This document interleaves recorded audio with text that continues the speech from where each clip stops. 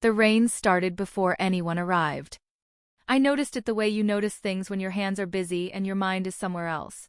A shift in the light through the kitchen window, the smell of wet cedar coming up from the back patio, the soft percussion of drops hitting the metal chimney cap on the roof. I was standing at the island, slicing a blood orange into thin rounds for the salad I'd been asked not to bring. My mother had called 3 days earlier to say she had the menu handled, that I shouldn't worry about contributing, that it would be easier if I just showed up. I'd said okay and made the salad anyway because showing up empty-handed to a house I'd grown up in felt like a kind of surrender I wasn't prepared for. My daughter Wren was in the living room behind me, arranging and rearranging a small constellation of wrapped packages she'd selected herself, at 7 years old, with the focused seriousness of someone conducting a board meeting. She'd saved her allowance for 6 weeks. She'd made a spreadsheet, actually a spreadsheet drawn in colored pencil on graph paper, of who was getting what and why. When I'd found it on her desk the week before, I'd stood in the doorway of her room for a long moment, looking at the careful columns, the names of uncles and cousins and grandparents mapped against gift categories and estimated prices. The column headers were in different colors. She'd assigned each family member a color, and the logic of the assignment was not random. My father got dark green, the color she associated with his flannel shirts, and my mother got a warm yellow she described as the color of good mornings. I hadn't told her I was the one paying for most of those people's groceries. The drive up from Sacramento had taken just under 2 hours in light holiday traffic. We'd listened to an audiobook about a girl who raises a falcon in a city apartment, and Wren had asked me 3 times whether falcons could live in our building, and I'd said I didn't think the HOA would allow it, and she'd said she was going to check the bylaws, and I'd said that was a very reasonable plan. By the time we crossed into the hills north of Napa, the clouds had pulled low and heavy over the vineyards, and the radio weather said rain through the evening. My name is Presley Cade. I'm 34 years old. I have a daughter and no husband, which in my family has always been discussed in a particular tone. Not quite pity, not quite disapproval, but something that lives precisely at the intersection of both. I've been hearing that tone for 7 years, since the summer I came back from San Francisco with a 3-month-old and a silence where a man's name was supposed to be. I never explained it. I never felt the need to. What my family knew about me, I worked in tech. I'd done well enough. I lived in a nice apartment in Sacramento's Midtown neighborhood, drove a car that was recent but not flashy, and paid my own bills without asking anyone for help. These facts were accepted and occasionally referenced as evidence of my competence, though competence in my family was a low ceiling, something you were allowed to have as long as it didn't make anyone uncomfortable. What my family did not know about me: I was the sole founder and controlling shareholder of a B2B infrastructure software company called Cadewell Systems. We'd closed a Series C 18 months earlier that valued the company at $68 million. We had 41 employees, contracts with logistics firms up and down the West Coast, and a pipeline that my CFO said conservatively put us at acquisition ready within 24 months. I ran it from a converted Victorian in Midtown that I'd bought and renovated 3 years ago and turned into an office. I ran it from my laptop when Wren was sick. I ran it from the parking lot of her school when I had early morning calls that couldn't wait. The reason my family didn't know was simple: I had not told them. Not from shame. Not from strategy, exactly. From a kind of exhausted clarity I'd arrived at gradually, the way you arrive at most real decisions, not in a single moment but through the accumulated weight of smaller ones. My father had told me, when I was 26 and leaving for San Francisco the first time, that I was making a mistake that women like me always made, chasing something outside the proper order of things. I'd asked him what the proper order was. He'd said I knew what he meant. I'd said I didn't think I did. He'd said that was the problem. I hadn't corrected him in 8 years. I'd just gotten quieter about what I was building. The Cade family Christmas was held at my parents' house in Calistoga, a town in the northern end of Napa Valley that had the bones of somewhere beautiful and the temperament of somewhere that knew it. The house was a craftsman with a wide porch and a garden that my mother kept with the precision of someone managing a wound, always attending, always slightly unfinished.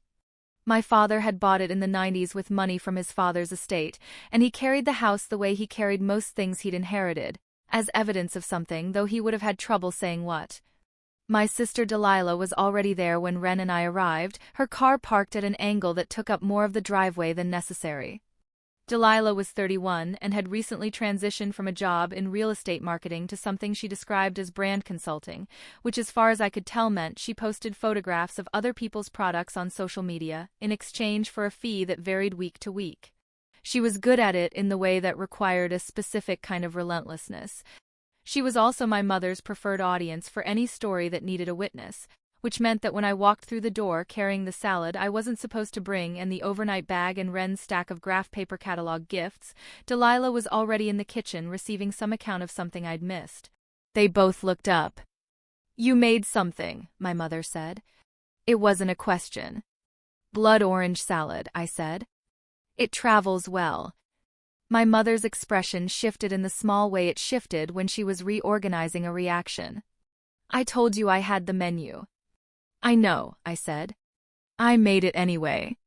Ren helped with the dressing. Ren, who had already shed her coat on the entry bench and was navigating toward the living room with her stack of packages, called back over her shoulder. "I whisked." My mother looked at the salad bowl with the particular attention of someone deciding whether to be charmed or annoyed and settled on neither. She set it on the counter near the window without comment. Then she looked at me with an expression I'd become very familiar with over the years, the one that meant she was holding something back that she thought I wouldn't want to hear. "Your Uncle Harlan called this morning," she said. "He's coming late. Some issue with the drive." "Okay," I said. Delilah was looking at her phone, but in the way people look at their phones when they're actually listening to a room and using the screen as cover. I recognized the posture because I'd seen it at enough of these gatherings to know what it meant. She was waiting for something to happen that she'd been told was coming. "Is there something going on?" I said. My mother turned back to the stove. "Dinner's at 6, she said. I let it go. I took the salad to the counter and found space for it between a casserole dish and a ceramic bowl of something that smelled like mulled cider. The kitchen was warm and smelled like rosemary and wood smoke and the particular cleaning product scent my mother had used since I was small. I stood at the counter for a moment, my back to the room, and just breathed. Ren appeared at my elbow. "Mom," she said quietly. "Yeah." Aunt Delilah didn't say hi to me. I looked down at her. Her face was neutral, reporting a fact rather than complaining about one. "She'll get to it," I said. "Okay," she said and went back to her packages. My father came in from the back of the house 20 minutes later, when Ren was settled near the tree and Delilah and I were in the kitchen not quite having a conversation. He was 63, weighed Cade, and he moved through rooms the way he always had, with the specific weight of a man who considered every space he entered to be one he was already in charge of.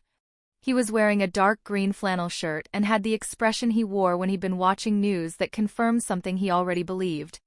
He kissed my mother on the cheek. He nodded at Delilah. He looked at me. "Presley," he said. "Hi, Dad," I said. That was the whole of it for the first hour. The rest of my mother's side arrived in clusters. Her brother Harlan with his wife, their 2 teenage sons who communicated primarily through their phones, a cousin named Bo who was passing through from Portland and who I'd always liked because he asked questions and meant them. The house filled with the specific noise of a family that doesn't see each other often enough to have run out of surface topics. The rain against the windows was steady and even. Someone put on music, something instrumental and vaguely Celtic that my mother had used for Christmas for as long as I could remember. I spent the first part of the evening in the living room with Ren and Bo, which was the easiest corner of the gathering to occupy. Bo was 39, a landscape architect who'd moved to Portland from Nashville 3 years ago and hadn't looked back, and he had the specific quality of someone who asks questions because he's actually curious about the answers rather than as a social ritual. He asked Ren about the Falcon book. She gave him a 7-minute summary that included flight speeds, dietary requirements, and the structural challenges of urban falconry, and he listened with what appeared to be genuine interest. "She gets it from somewhere," he said to me when Ren had moved on to rearranging her packages. "She gets it from herself," I said. He smiled at that. "How's work?" "Good," I said. "Really good, actually." "Same thing you were doing last year?" "More of the same," I said. This was what I said every year. It had the advantage of being true in the specific way that covers everything without revealing anything. He nodded. He was the only one in my family who didn't follow up questions about my work with suggestions about it. He just accepted the answer and moved on, which was worth more than he probably knew. The trouble started before dinner, which was unusual. It usually waited. I was in the kitchen helping my mother with the bread when I heard my father's voice from the living room. Not the words, just the particular register of it, the one that meant he was making a point he'd already decided was correct. I heard Delilah's voice answer, lower, and then a pause, and then my father again. I kept slicing bread. My mother kept her eyes on the stove. "What's going on in there?" I said.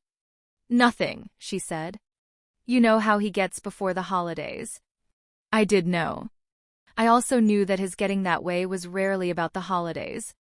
When I came out of the kitchen with the bread basket, the living room had rearranged itself in the particular way it rearranges when a conversation has just stopped because someone entered the room.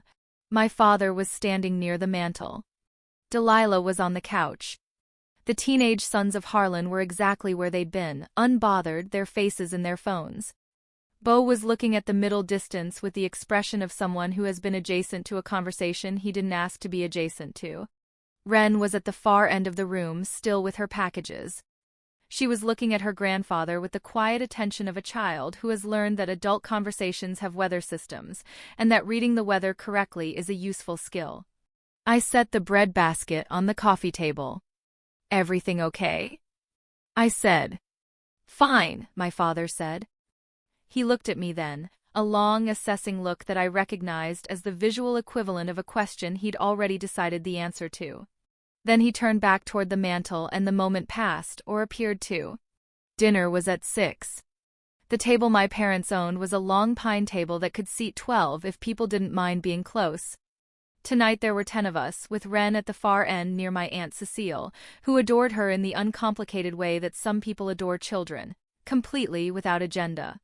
I was seated midway down, across from Delilah, 2 seats to my father's left. For the first 30 minutes, it was fine. The food was good. The conversation moved through the usual channels. Harlan's work, the cousins' schools, something about a neighbor's fence dispute that my mother had been tracking for months with the intensity of a legal case. Bo asked me how work was going, and I said it was going well, and he said that was good to hear, and I said thank you, and that was the full exchange. I'd had it, or something very like it, at every family gathering for 8 years. I was reaching for the bread basket when Delilah said, not quietly, "I ran into Joanna Fitch last week." I set the bread down. Joanna Fitch had been 2 years ahead of me in high school. She'd gotten married at 23, had 3 children, ran the parent committee at her kids' school, and was by all visible measures living what my father would have called an orderly life. Delilah knew this. She knew I knew this. "Oh," I said. "She asked about you." Delilah turned her wine glass by the stem. "She seems surprised you were still, you know. Solo." "I'm not solo," I said. "I have Wren." "You know what I mean." I did know what she meant. I reached for the bread basket again. "I think," my father said from 2 seats down, not looking up from his plate, "that Delilah's point is a fair one." I looked at him. "What point is that?" He set his fork down with the deliberateness of someone who has been waiting for a cue. He looked at me then, directly, and there was something in his face that I recognized, the expression he wore when he'd decided a conversation was already over and was only going through the motions of having it. "You're 34 years old," he said. "You have a child.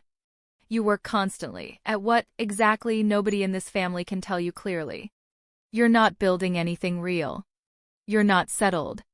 You've been doing this," he gestured vaguely, a motion that seemed to take in not just me but the whole accumulated fact of my choices. "This thing you do for 8 years, and what do you have to show for it?" The table was quiet. The Celtic music moved softly through the silence. "A daughter who can whisk," I said. "Don't be glib," he said. "I'm not being glib," I said. My voice stayed level. "You're 34 years old and you live in an apartment," he said, as if this were the end of an argument rather than the beginning of one. "You don't own anything. You don't have a partner. You have a child who doesn't have a father, and you've made choices, consistently for years, that have put her in that position. That's not admirable. That's selfish. I heard Ren's fork clink against her plate at the far end of the table. I didn't look at her. I didn't want her to see my face until I'd decided what my face was going to do. I think, my Aunt Cecile said carefully from Ren's end, that this probably isn't the... Let me finish, my father said. He was still looking at me. I've watched you do this for 8 years and I've been quiet about it because your mother asked me to be. But I think it's time to say what everyone at this table is thinking. You made a mistake. You made several mistakes. And the ones I'm most concerned about are the ones you're still making. I let him finish. The room was very still. The rain had picked up outside, ticking harder against the window over the sideboard. I could feel Delilah not looking at me, which was its own kind of statement. There was a pause, not a natural pause, the kind that follows the end of something, but a waiting one. The kind that leaves space for the next thing to arrive. And the next thing was Harlan, who cleared his throat from the far side of the table and said, in the way of someone who has been briefed and is following a script, I think what your father is trying to say is that we worry. We all worry. It's been a long time without any real stability. In your situation. I looked at him. In your situation was a phrase that had a specific history in this family. It was the phrase that got used when they meant the single mother part, the no husband part, that came back from San Francisco with a baby part. In your situation meant, we have arranged ourselves into a position of concern and we would like you to be grateful for it. I appreciate that, I said. It's not just worry, Harlan said, his voice finding a track and settling into it. It's, your father and I have been talking. About what happens if things don't work out. With the tech thing. With whatever it is you're doing. If you need a fallback. There's no shame in. Harlan, Bo said from the other end of the table. Very quietly. Harlan looked at him. Something moved between them. Harlan picked up his fork. But the opening had been made. My father had been waiting for it. Everyone at this table, I said, is thinking that? Presley, my mother started. I'm asking, I said. If everyone is thinking it, I'd like to know. No one answered. My cousin Bo was looking at his plate. The teenagers were, for once, not looking at their phones. My father picked up his fork. You've always done this, he said. Always had to make a scene when someone tells you something you don't want to hear. I asked a question, I said. That's not a scene. The fact that you can't accept a straightforward observation about your life. Wade. My Aunt Cecile's voice was quiet, but it landed. He looked at her. Something moved across his face. Then he looked back at me. You want to know what I think? He said. I think you've been wasting your potential on whatever this tech thing is that you won't explain to anyone. I think you're too proud to admit that you need help. I think you've raised my granddaughter in a situation that's not stable. Dad, I said. And I think the people who've been trying to support you, Dad, deserve better than to be shut out year after year while you pretend everything is fine. I looked at him for a moment. The candle between us was throwing light unevenly, catching one side of his face and leaving the other in shadow. His jaw was set. He believed what he was saying, I knew that. That was the thing about my father that I'd understood for a long time. He wasn't cruel in the way that knows itself. He was cruel in the way that had reasoned itself into righteousness. All right, I said. He blinked. What? All right, I said again. I set my napkin beside my plate, the way you put something down when you know you won't be picking it up again. Don't be dramatic, Delilah said. I'm not being dramatic, I said. Dad told me what he thinks. I heard him. I'm choosing not to spend Christmas responding to it. My father's expression shifted into something harder. If that's how you're going to be, I think you should go. He said it flatly. Not loudly. But with the finality of someone closing a door. If you can't sit at this table and be part of this family without.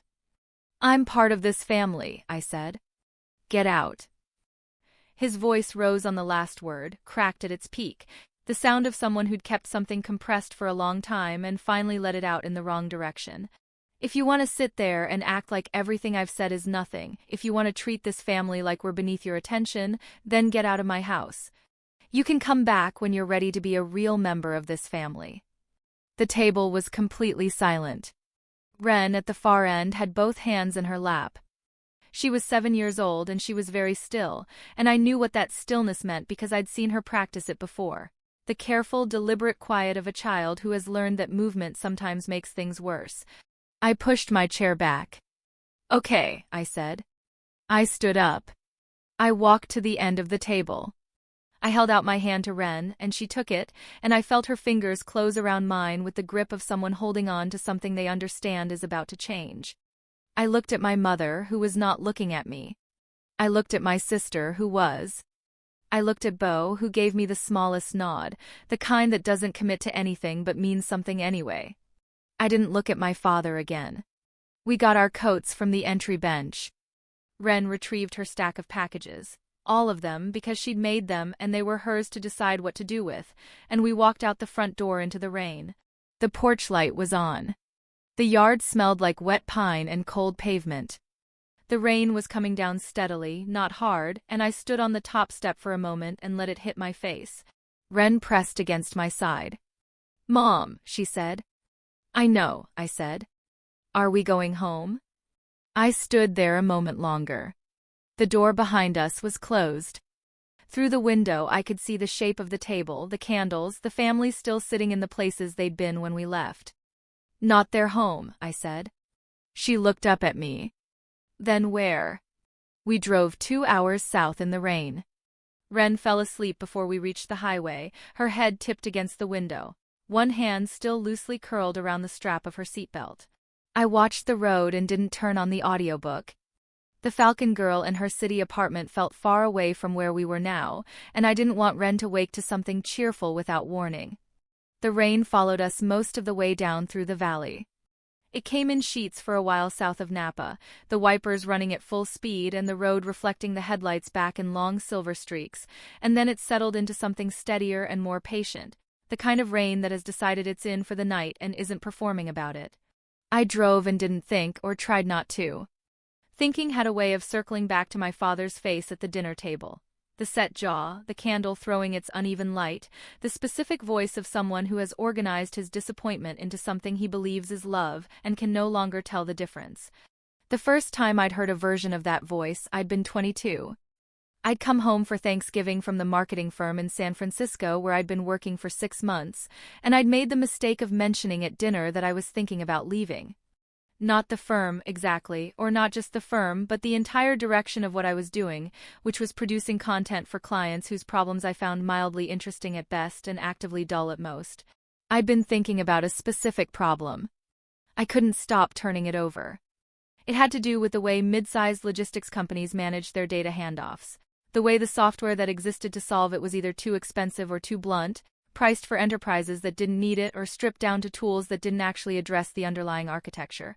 I didn't have language for it yet that would have made sense to my father. I barely had language for it that made sense to me. But I had the problem. My father had looked at me across the table with an expression I'd later understand was not unkindness exactly, but a complete failure of imagination. A man who has mapped the territory around himself and genuinely believes the map is the whole world. He'd said, "That's not a plan.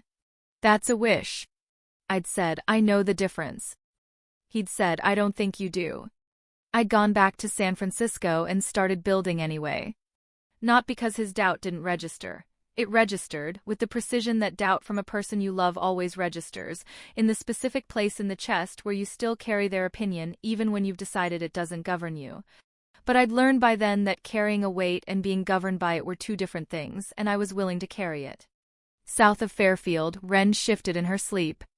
She made a small sound, not distress, something more like a recalibration, and then settled again, her cheek warm against the cold window. I turned the heat up 1 degree. The valley spread out around the highway, flat and dark and enormous, the way Central California gets at night in December when the orchards are stripped and the fields are bare and the scale of the place asserts itself without the green season softening. I thought about what Harlan had said. In your situation. I thought about the preparation in that phrase, the way it had arrived too smoothly, the way my father had waited for it as though it were a door being opened rather than a sentence being completed. They'd talked about this before the dinner. Possibly before the holiday. Possibly for longer than that. I filed this and didn't do anything with it yet. Not yet. By the time we crossed back into Sacramento, it had thinned to a mist that the wipers handled in long, slow arcs, and the city lights spread out ahead of us in the particular way they do when you've been somewhere hard and come back to somewhere that's simply yours. I took the long way through Midtown without deciding to. Past the Victorian on Q Street with its lights off, its sign unlit. Cadwell Systems in brushed steel letters above the door that I'd argued about with the sign installer for 40 minutes because the kerning on the first version was wrong, and he'd looked at me like I was inventing a problem, and I'd said I'm the client and the kerning is wrong, and he'd fixed it and it was right. 41 people worked in that building. 41 people whose health insurance I carried, whose direct deposits arrived on the 1st and the 15th, whose annual reviews I conducted in person or by video depending on whether they were remote, whose professional growth I thought about in the specific way you think about the growth of people whose competence you need and whose futures you've made yourself responsible for. The office had a kitchen where someone had at some point installed a small succulent garden on the windowsill, and nobody had claimed ownership of it, so informally everyone had, and it had been thriving for 18 months in the mild anarchy of collective care. I knew this because I was there most mornings before 8 and I noticed things. My father believed I lived in an apartment. I did live in an apartment. I had made the specific decision to live in an apartment rather than a house, 3 years ago when I had the money to buy something larger, because I had not wanted to perform wealth in the direction of a family I hadn't told about the wealth. I bought the Victorian on Q Street instead, converted it, renovated it, hired the architect, oversaw the build, and I'd bought it through a holding company, and I'd absorbed the costs the way I absorbed most costs, without mention. I didn't stop at Q Street. I drove past and kept going. We got home a little after 10. I carried Ren up from the parking garage, her packages tucked under my arm, her weight against my shoulder, the dense, specific gravity of a sleeping child who trusts you entirely. I got her into bed without fully waking her. She surfaced once, said the whisking was good, and went back under. I pulled the blanket to her chin and sat on the edge of her bed for a moment in the dark, my hand on the mattress near her shoulder, not touching, just there. Then I went to the kitchen and stood at the counter and didn't make tea. My phone had been lit up since somewhere around Napa. I hadn't looked at it in the car. I looked at it now. Delilah, you didn't have to make it weird. My mother, Presley, please call me when you get home safely. Delilah again, 40 minutes later, Dad's not wrong, you know. We're all just worried. Then Bo, whose name in my phone I'd given no label because I'd never needed a label. Hey. You okay? That was not okay. I read Bo's message twice. Then I set the phone face down on the counter and went to the window. The street below was empty and wet. A string of Christmas lights on the building across the way blinked in a slow, irregular pattern, one strand going out and catching and going out again. I watched it for a while. My father's voice was still in my ears, the specific pitch of it at the end, when he'd said get out and the word had cracked at its peak like something that had been holding for too long. You don't own anything. You're not building anything real. He had been saying versions of this for 8 years. The phrasing shifted. Sometimes it was about stability, sometimes about choices, sometimes about what my grandfather would have thought, which was the variant I found the most specific kind of exhausting because my grandfather had been the one person in my family who had understood exactly what I was doing before I had the language to explain it. My father had been present for that understanding and had apparently filed it in a place he couldn't access anymore. The first version of what became Cadwell Systems was assembled over 14 months in a one-bedroom apartment in the Mission District, on a second-hand desk that wobbled unless you put a folded matchbook under the left rear leg. I wrote the first architecture documentation on a legal pad because I thought better by hand, and I kept it in a manila folder in the drawer of that desk, and when I filled one pad I started another and kept them all in the same folder. By the third pad I had something that a software engineer named Tomas, whom I'd met through a mutual contact and who worked nights on side projects, said was actually interesting. Tomas had a habit of reading something in silence for a long time before he spoke about it. The first time I showed him the second legal pad, Not the first, because the first was still more question than answer. He'd read it for 11 minutes while I made coffee. I timed it without meaning to, the way you time things when you're waiting for something that matters. Then he'd looked up and said, "Where did you get this problem?" And I'd said, "It's the problem. It's the whole thing." And he'd looked at the pad again and said, "How long have you been thinking about it?" And I'd said, "Since I was 22. He'd set the pad down and said, "Show me the rest." Tomas became my first employee 6 months later, which at that point meant I paid him in equity and dinner. He was still with the company. He was now the VP of engineering and sat in the office on Q Street 3 days a week and led a team of 11 people. And last spring he'd sent me a photo of the original legal pad, which he'd found while we were clearing out a storage area, with the caption, "Should we frame this, or is that too much?" I'd replied, "Frame it," and he had, and it was on the wall of the conference room on the second floor, next to the whiteboard where we'd planned the Series B. I remembered the specific night I reached into that desk drawer and pulled out the folder, all 3 legal pads, the notes, the earliest version of the architecture, and spread them on the kitchen table because Tomas needed to see the full shape of what I was thinking. He'd looked at it for a long time without speaking. Then he'd said, "This is a real thing. Not a wish. A real thing." I'd sat with those words for a moment and then I'd said, "I know. You're not building anything real."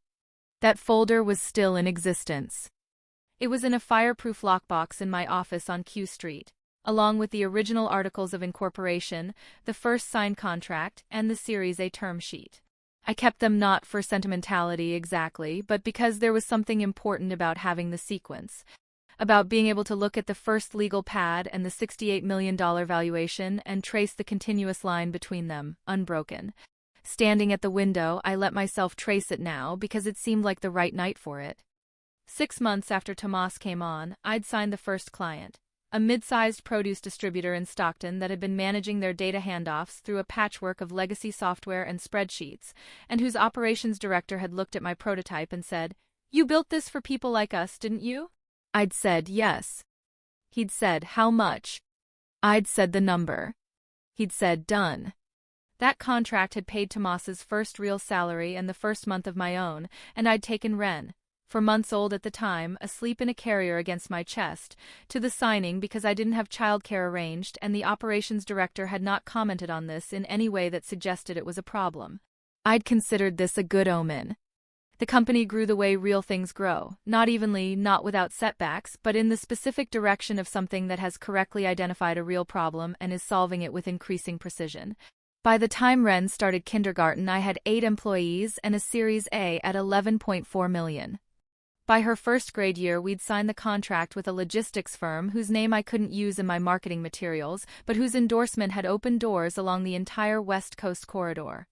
The Series C at $68 million had closed 18 months ago, and my CFO, who had come to me from a firm 3 times our size, had said, the morning after it closed, "You know you're going to get acquired, right?" And I'd said, "Not until I decide to be." And she'd looked at me and said, "Fair." I had not told my family any of this. I had not told them, and I had also, in the same 4-year period during which I'd been not telling them, been quietly holding things together for them in ways that had required a specific kind of organizational effort. Not because I owed them. Not because I was trying to prove something. Because I had the capacity and they were my family, and watching people you love strain under a weight you could lift is not a comfortable thing to do when you have the hands for it. My father's joint account with my mother. The quarterly infusions I'd been routing through a Cadwell subsidiary holding account. Not directly, because direct would have required explanation, but through 2 intermediary steps that my accountant had structured with enough distance that it looked, on their end, like investment performance. They thought the account was doing well because markets had been kind. Markets had not been that kind. I had $3,500 a month to Delilah, flowing through my parents' account. Delilah, who lived in a building in Napa she'd chosen because it had a rooftop terrace and was 2 blocks from the Good Farmers Market, and who paid rent she couldn't actually afford on the money her brand consulting generated in a normal month. My mother's car. The reliable one. I'd had it serviced twice in the last 3 years through the dealership, under an account I'd set up in my company name. The service advisor thought I was a corporate fleet client. My mother had mentioned at Thanksgiving last year that she was grateful to still have a reliable car. I'd said she'd clearly been taking good care of it, Delilah's Meridian West contract. This one required the most architecture. Meridian West was a Cadwell client, a logistics firm I'd been working with for 3 years, solid relationship, good people. Their marketing coordinator and I had spoken, at some point during a quarterly check-in, about their consumer-facing content needs. I'd mentioned, without framing it as a family matter, that I knew someone whose portfolio might be worth a look. I'd mentioned Delilah's work. I had not mentioned that Delilah was my sister. The contract had been active for 14 months at $4,000 a month. 4 years of this. Quiet, continuous, arranged with the same organizational precision I applied to everything else I built. And at dinner tonight my father had said, "The people who've been trying to support you deserve better." I counted the pause instead of answering it in my head, even though he wasn't in the room. I looked at the irregular Christmas lights across the street, still catching, still failing, still catching, and I thought about what support meant and where it had actually been moving. My phone lit up on the counter. I didn't look at it immediately. When I finally crossed to pick it up, it wasn't Delilah or my mother or Beau. It was a number I recognized as my father's cell phone, not the house line. He never used his cell phone to call me. He considered texting an informal medium and calling from a cell phone somehow less serious than calling from the landline, a position I'd never understood but had stopped questioning. I watched the phone ring. I watched it ring again. It stopped. No voicemail. I set it back down. 3 minutes later it rang again. Same number. This time I picked up. "Dad," I said. There was a pause on his end, long enough that I thought for a moment the call had dropped. Then he said, in a voice that had lost the heat from dinner but retained the shape of it, "I want you to know that what happened tonight was because I care about you." I didn't say anything. "I know that's not how it felt," he said. "But this family has been, your mother has been worried. We've all been worried. You shut people out, Presley. You've always shut people out, and at some point that has consequences." "Okay," I said. "That's all you have to say." "I heard you, Dad," I said. My voice was even. "You told me what you think. You've told me for 8 years. I don't think tonight was about caring about me." "Don't." "I'm not trying to argue," I said. "I'm trying to be honest. There's a difference." A pause. When he spoke again, his tone had shifted into something I recognized less. Not anger, something colder and more deliberate. "Your sister has been struggling," he said. "Did you know that? She's having a hard year. And tonight you made everything about yourself." I stood very still. "I made everything about myself," I said. "You walked out," he said. "With Ren. On Christmas. Because you couldn't take one honest conversation." I looked at the counter. My reflection in the darkened window over the sink looked back at me. Composed, expressionless, the face of someone who has been doing this calculation for a long time and has arrived at a result she hasn't shown anyone yet. "Delilah is struggling," I said. I kept my voice neutral. "Tell me more about that." "Her business has had a slow quarter," he said. "She may need some help. Real help. And I was hoping tonight we could talk as a family about what that looks like, but you left before we could." "Before I was asked to leave," I said. "Presley." "Dad." I stopped. I breathed. "I'm going to go. It's late, and Ren is asleep, and this conversation is going the same direction they always go. I'm asking you to be a part of this family." "I know you are," I said. "I'll talk to you after Christmas." "Your father wanted to call you himself," my mother said finally. "I told him to let me go first." "Okay," I said. "Presley, I need you to understand that last night was," she stopped. "Started again." He was frustrated. He'd been holding a lot in and it came out badly. "It came out the way it came out," I said. "He loves you," she said. "That's what I need you to hear." "I know he does," I said. And I did know it, in the particular way you know something that is simultaneously true and insufficient. "That's not really the question, Mom." "Then what is the question?" I watched Ren turn a page, grain by grain. The question is whether love means you get to say those things at a dinner table in front of your 7-year-old granddaughter. My mother was quiet. I could hear the house behind her. The small sounds of a Calistoga morning, a cabinet closing, the particular settling sound the craftsman made when the temperature changed outside. "He didn't mean for it to go the way it did," she said. "He told me to get out, Mom," I said. Not rising. Not softening either. In front of Wren. That wasn't an accident that happened to him. He made a decision. The silence that followed was a different kind. Not the managed silence she used when she was organizing a response, but something that had some weight in it. Something that cost her. "I know," she said quietly. "I hadn't expected that." I let the words sit. "I should have said something," she said. "At the table. I should have. I started to, and then I didn't, and I'm not going to make an excuse for that." "Okay," I said. Will you come back?" "For the new year, maybe." "We could." "I need a few days," I said. "I'll call you after Christmas." I ended the call gently. Set the phone down gently. My voice had stayed level throughout, and the levelness of it was not a performance. It was the accumulated result of years of practice, the way any skill becomes a reflex if you do it long enough. I sat for a moment with my hands in my lap and thought about my mother saying "I know" in that specific tone. It was a small thing.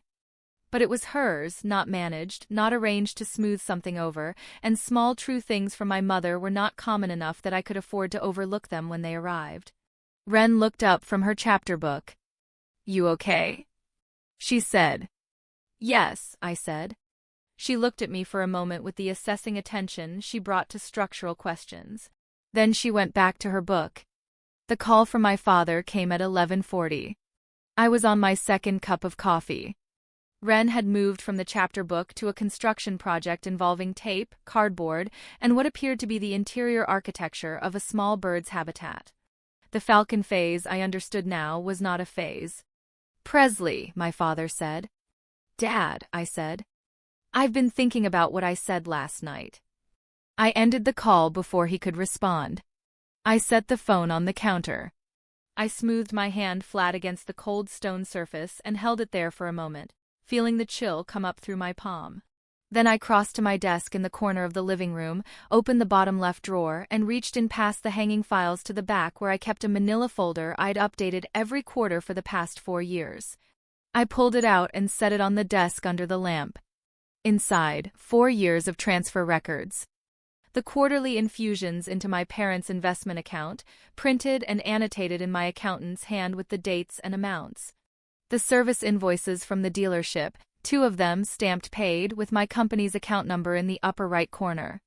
Printouts of the Meridian West contract, with Delilah's signature on the acceptance page and, on the last page, my marginal note in my own handwriting from the day it had been executed. D doesn't know source. Keep it that way for now. I looked at the documents in the folder and did the arithmetic I'd been doing one way or another for 4 years. The total of what I'd moved, quietly and without credit, into the lives of the people who had spent this evening explaining to me that I wasn't building anything real. Then I looked at the bottom of the folder, where there was one more document, one I hadn't planned on including in this review, but that had been sitting there for 2 months because I hadn't decided where else to file it.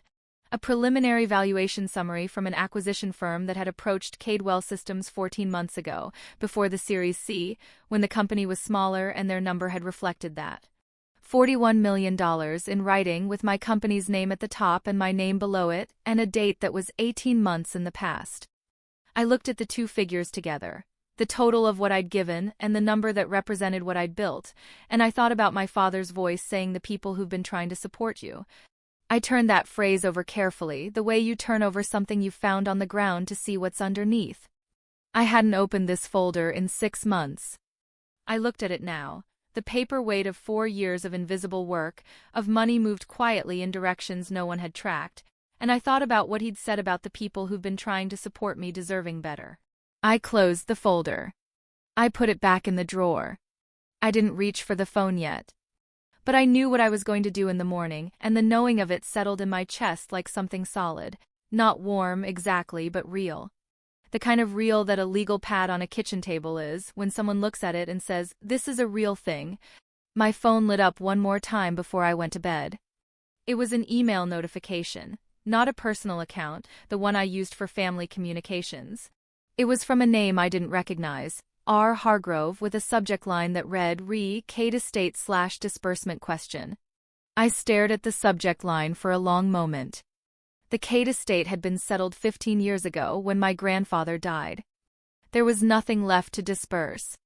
There hadn't been for over a decade. I opened the email. The email was 4 sentences long. Ms. Cade, I represent the estate of Gerald Harmon Cade, your late grandfather.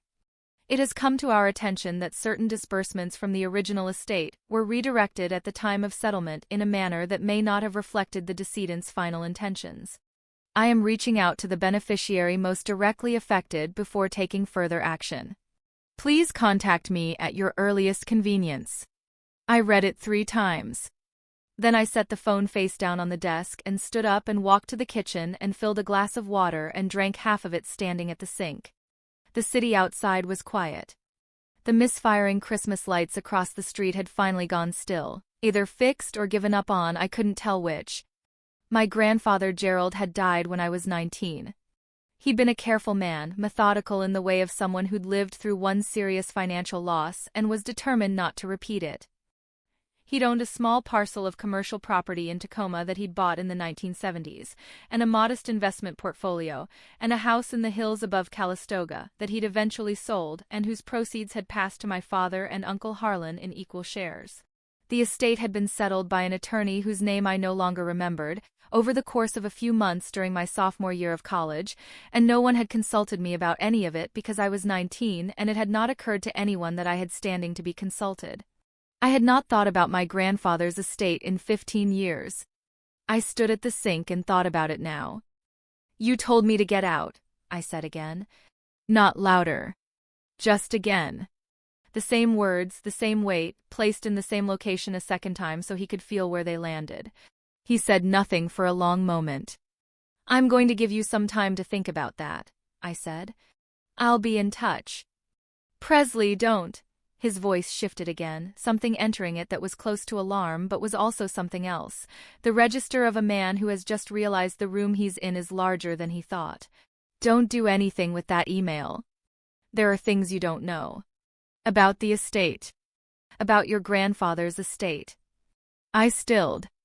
The word estate landed with the specific weight of something that has been held back for a long time and has finally found its way into the air. What about it? I said. A pause that was different from his other pauses. Careful. Measured. The pause of someone deciding how much of a held thing to release into a conversation he can no longer fully control. There were decisions made, he said slowly, at the time of the settlement. Your grandfather he'd indicated certain intentions toward the end. About how certain assets should be distributed. And the way the estate was settled it wasn't. He stopped. Dad, I said. My voice was quiet. Completely quiet, in the way a room goes quiet when something has just changed in it. What did you do? I didn't do anything wrong, he said.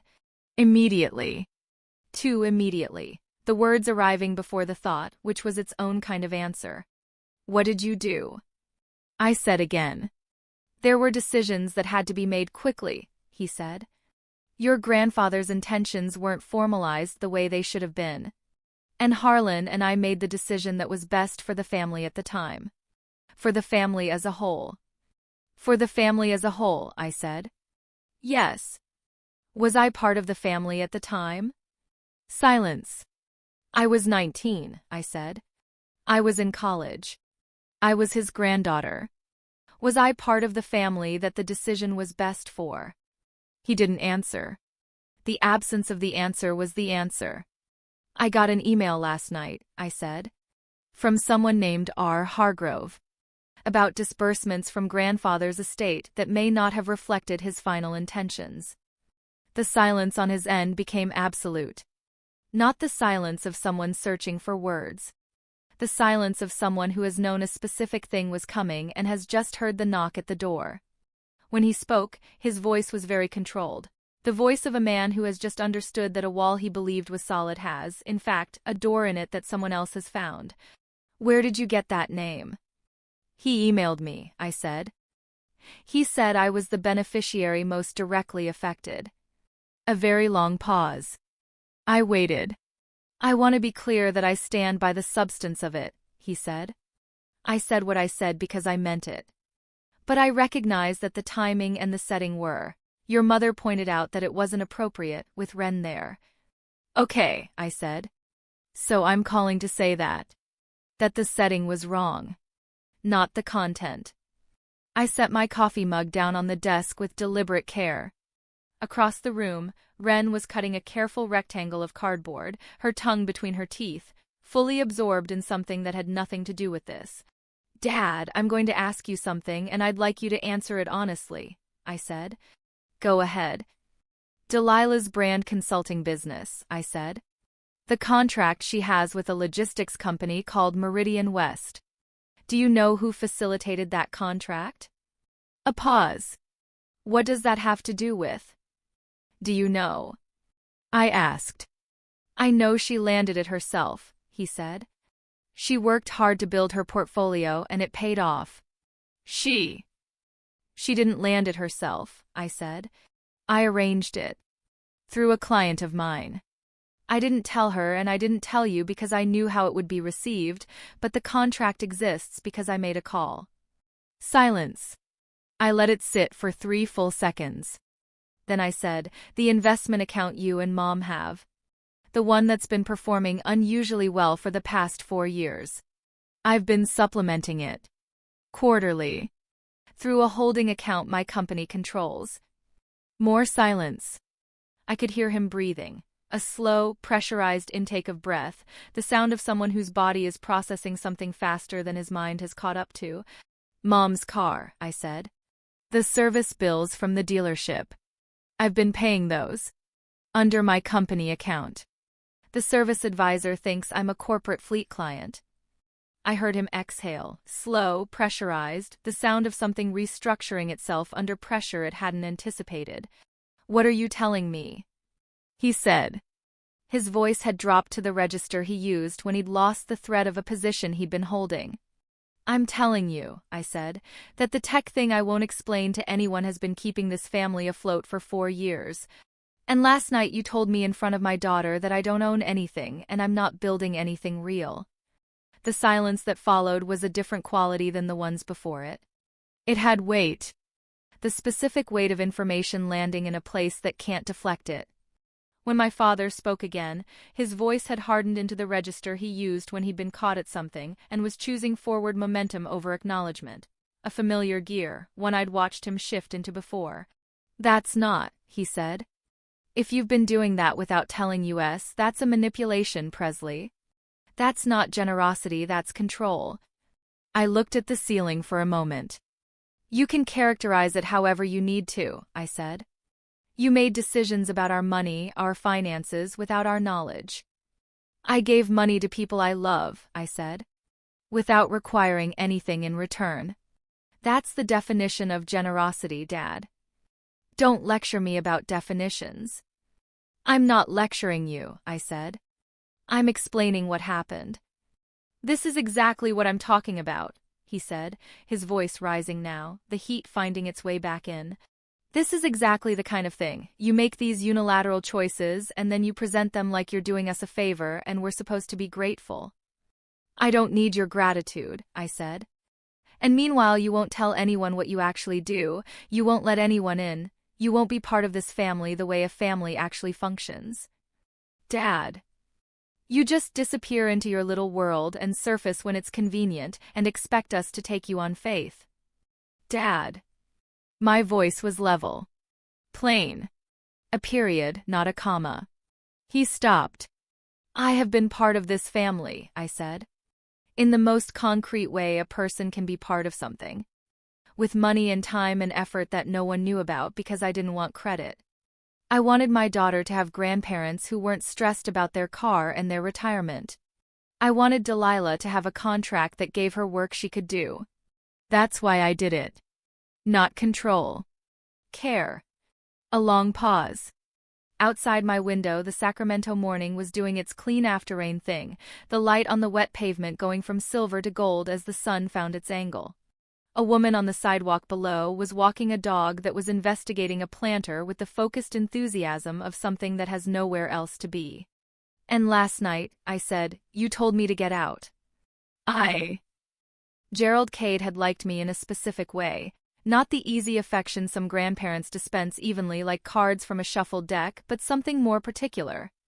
He'd taught me to read a balance sheet when I was 12, sitting at his kitchen table with a cup of weak coffee he let me share, running his finger along the columns and saying, "See, this is what the thing is actually worth, not what people say it's worth." He'd given me a savings account when I was 14 with a deposit he called starting capital and told me to be deliberate about. He'd shown me, one afternoon when I was 16, the deed to the Tacoma property, a commercial parcel he'd bought in 1974 for what he described as a modest sum and which had appreciated in the specific way that unglamorous commercial property in a port city appreciates, slowly, reliably, without drama. He'd said, "Do you know what this is?" And I'd said, "A deed." And he'd said, "It's an intention. It means I made a decision and it held." He'd asked me the last Christmas before he died what I wanted to build. Not what I wanted to be, what I wanted to build. I'd said I wasn't sure yet. He'd said, "That's okay. Just make sure it's yours." I put the glass down. I picked up my phone. I looked at R. Hargrove's email again and then I looked at the timestamp, sent at 9:47 p.m. on Christmas Eve, which was unusual enough to mean something. Estate attorneys did not send emails at 9:47 p.m. on Christmas Eve unless something had moved. I thought about the Tacoma deed. The investment portfolio. The phrase final intentions. I didn't reply. Not yet.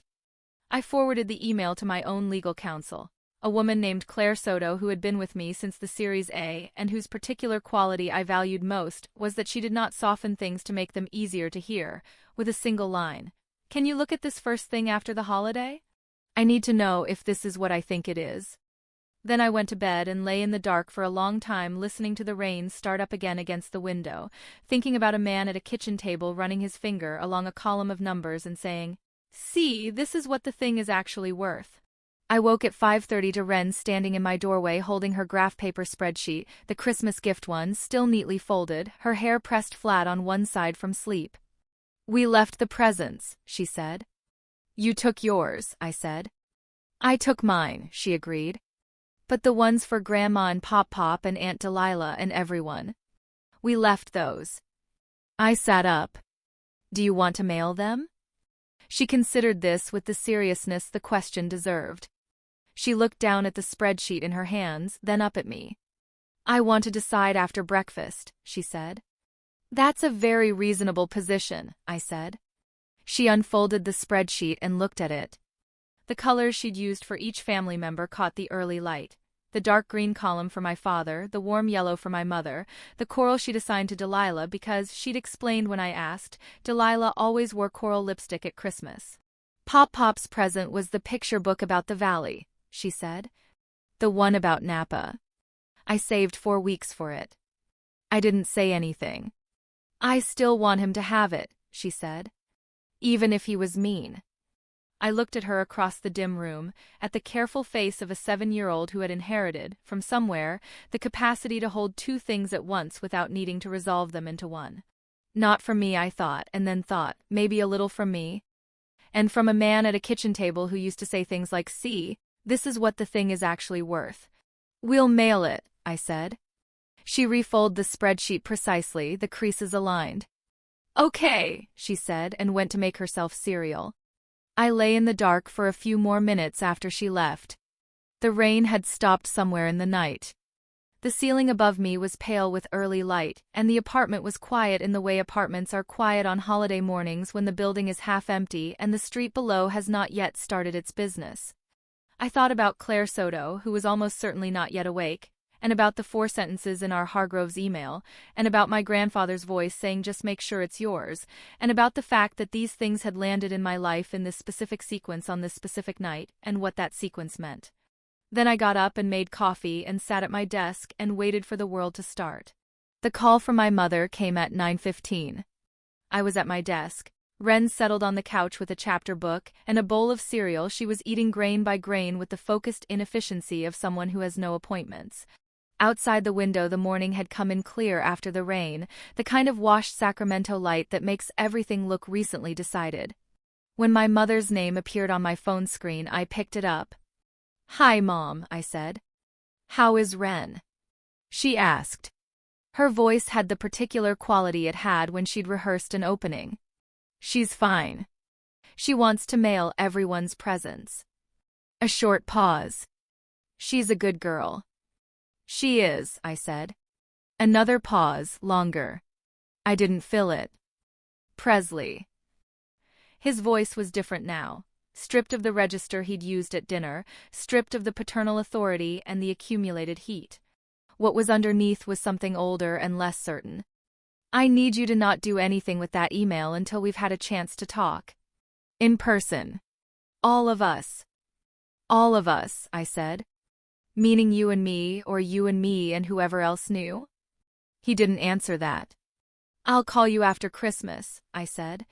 "Presley, I'm asking you." "Merry Christmas, Dad," I said. I ended the call. I set the phone on the desk.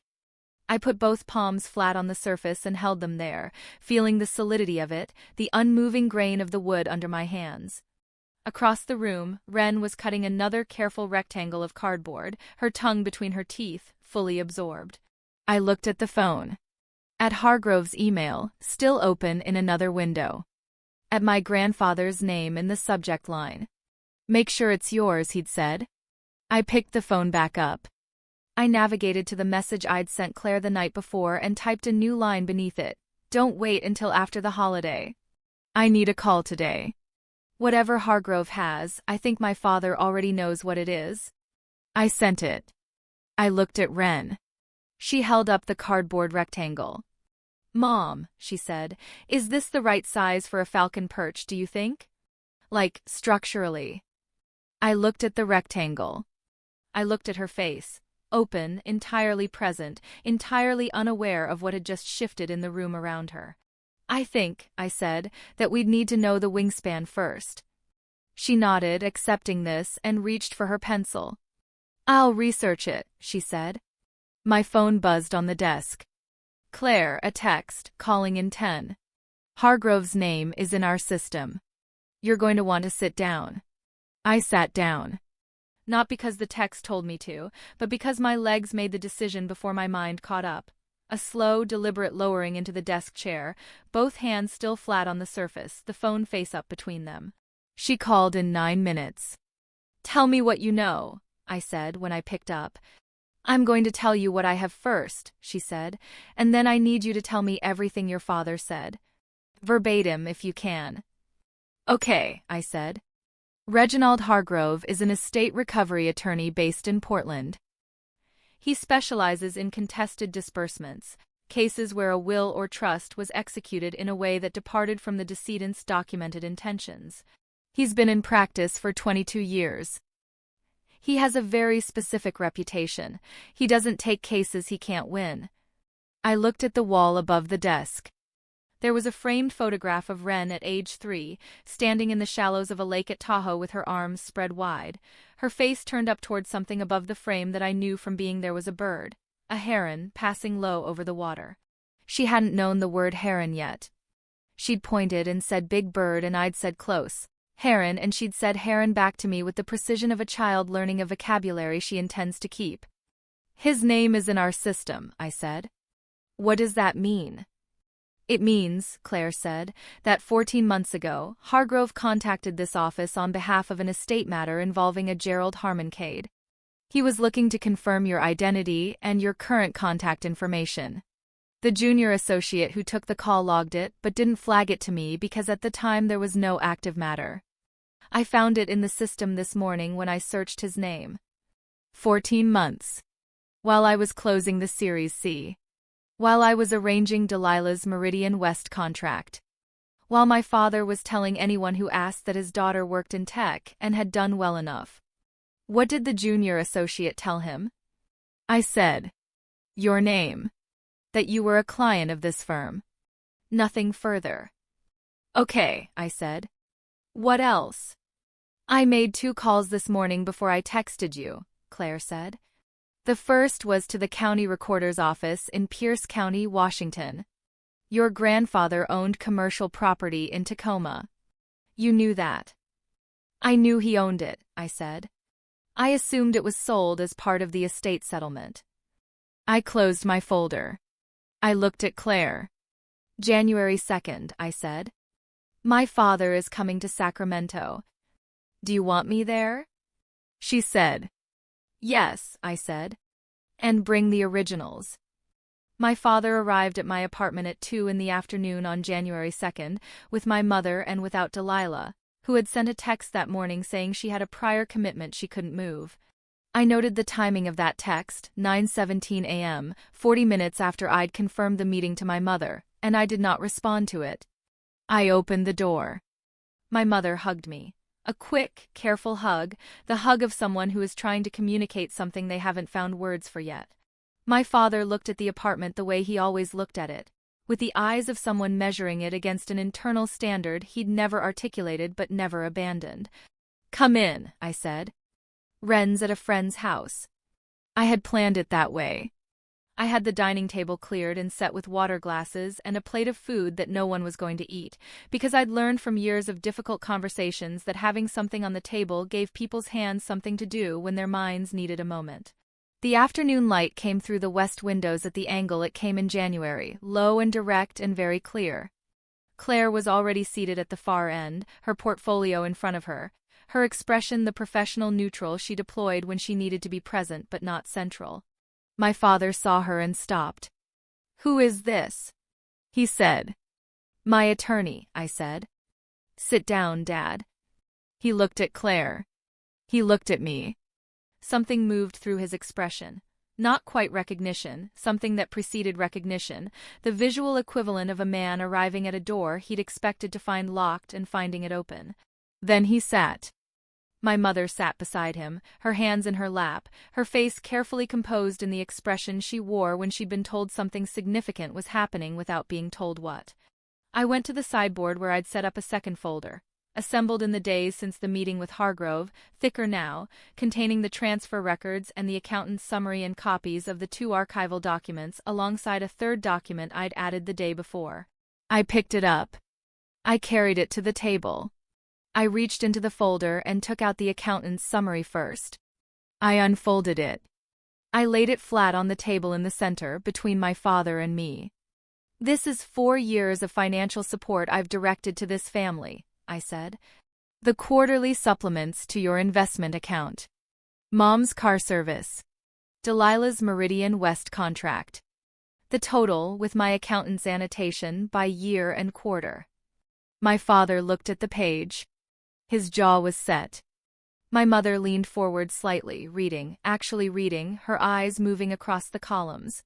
I reached into the folder again and took out the copy of Hargrove's letter. My grandfather's handwriting reproduced precisely on the copy in a way that still held the pressure of the original. My name in the body of it. The date in the upper right corner. I unfolded it slowly, letting the paper fully extend, and laid it flat on the table beside the accountant's summary.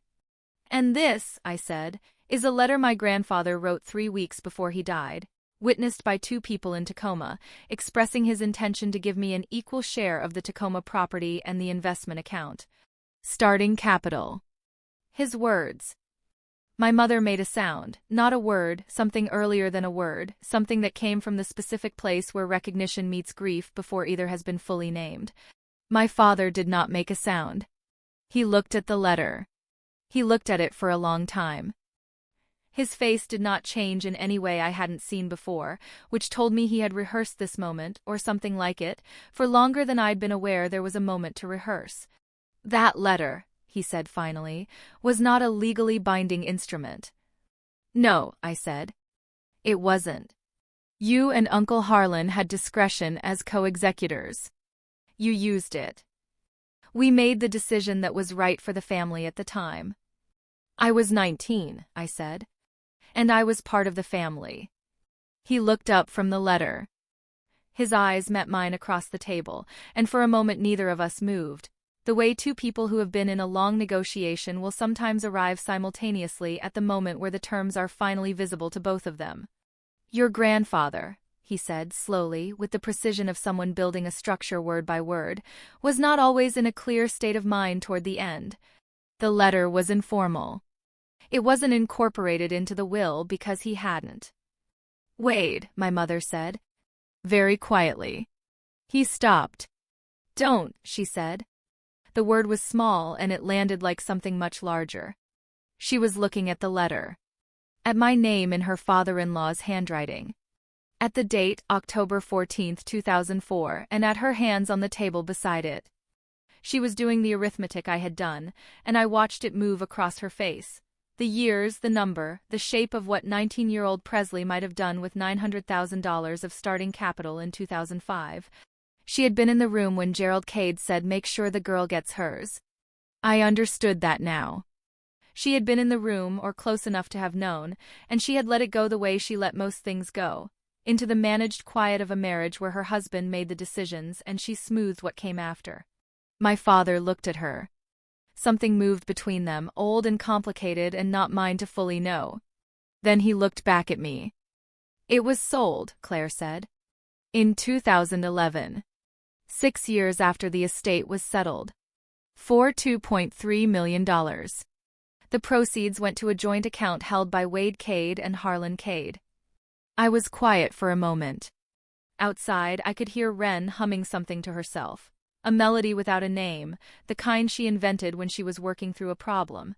That shouldn't have happened that way, I said. If the property was in the estate. The property was in the estate, Claire said. And the estate, as settled in 2005, distributed it jointly to your father and your uncle. That distribution is the part Hargrove is contesting. Because there is, apparently, a document. What document? I heard paper moving on her end, the specific sound of something being unfolded carefully, the way you unfold something that matters. A letter, she said. Handwritten, dated 3 weeks before your grandfather's death, signed and witnessed by 2 individuals whose names I have. In that letter, Gerald Cade expressed his intention to distribute the Tacoma property, and a separate investment account holding approximately $340,000 at the time of his death, in equal thirds. 1/3 to Wade. 1/3 to Harlan. 1/3 to you. The room was very still. To me, I said. To you by name, Claire said. Presley and Cade, his granddaughter. The letter uses specific language. He called it starting capital. His words. I put the phone down on the desk without ending the call. I put both hands over my face and held them there for a moment. Not crying, not close to crying, but needing the darkness behind my palms for just a few seconds. The specific darkness of a room that has just rearranged itself around you. Starting capital. He'd said it when I was 14, handing me a passbook for a savings account with a deposit that would have looked modest to anyone else, and that I had treated with the care of something I understood the meaning of. He'd said it again at his kitchen table, running his finger along the columns. He'd said it in the letter. He'd been saying the same thing for 20 years, in every register available to him, and my father had taken the version that was meant for me and distributed it in a direction my grandfather had not intended.